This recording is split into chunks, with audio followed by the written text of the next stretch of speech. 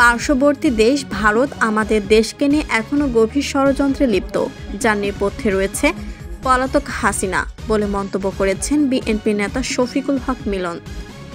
নিজস্ব প্রতিবেদক M M মামুনের পাঠানো তথ্যছবিতে বিস্তারিত।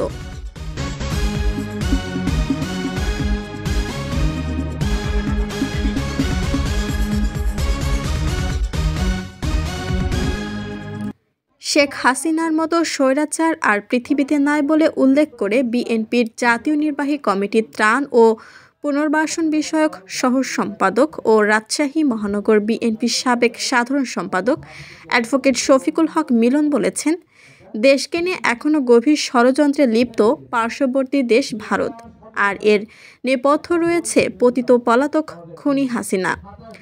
শুক্রবার ১৩ ডিসেম্বর বিকেলে বাংলাদেশ জাতীয়তাবাদী দল বিএনপির ভারপ্রাপ্ত চেয়ারম্যান তারেক রহমান কর্তৃক জাতির সামনে উপস্থাপিত রাষ্ট্র কাঠামো মেরামতের ৩১ দফা বাস্তবায়নের লক্ষ্যে নগরীর কাটাখালী ৬ নং হরিয়ান ইউনিয়ন বিএনপি ও অঙ্গ সহযোগী সংগঠনের আয়োজনে ইউনিয়ন পরিষদ চত্বরে আয়োজিত কর্মী সমাবেশে এ কথা বলেন তিনি। ওই ইউনিয়ন বিএনপির আহ্বায়ক মুজিবুর রহমানের সভাপতিত্বে প্রধান অতিথি শফিকুল হক মিলন বলেন, শেখ হাসিনা ছিল একজন ক্ষমতালোভী সবথেকে ঘৃণ্য প্রধানমন্ত্রী। তিনি বারবার জাতীয় নির্বাচনে একতরফা নির্বাচন করে ক্ষমতায় বসেছেন। শেষ মুহূর্তেও নিজের ক্ষমতা টিকিয়ে রাখতে জুলাই আগস্টে ছাত্র জনতার আন্দোলনে সহস্রাধিক ছাত্র জনতাকে হত্যা করেছে, আহত করেছে হাজার হাজার ছাত্র জনতাকে।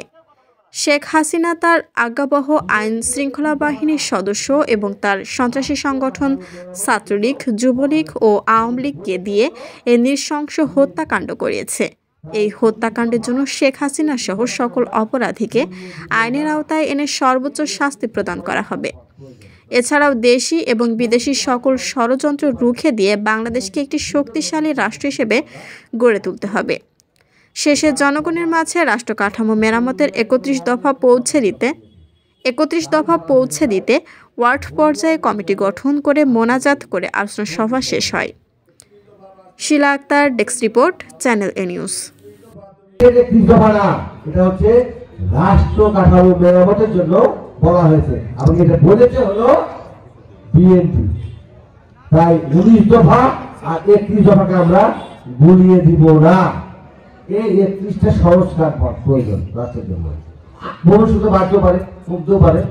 সেই ভিন্ন ধর্মী কর্মসূচি নিয়ে আমরা আজকে গোটা পবার সমস্ত ইউনিয়ন এবং ওয়ার্ডে কর্মসূচি আমরা দিয়েছি।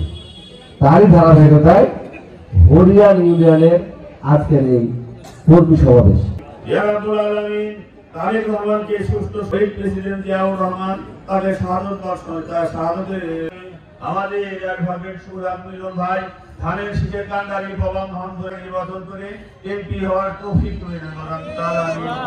কিন্তু সে এই স্বাধীনতার সুখ ভোগ করতে পারবো রাব্বুল আলামিন। লা ইলাহা ইল্লাল্লাহু মুহাম্মাদুর রাসূলুল্লাহ।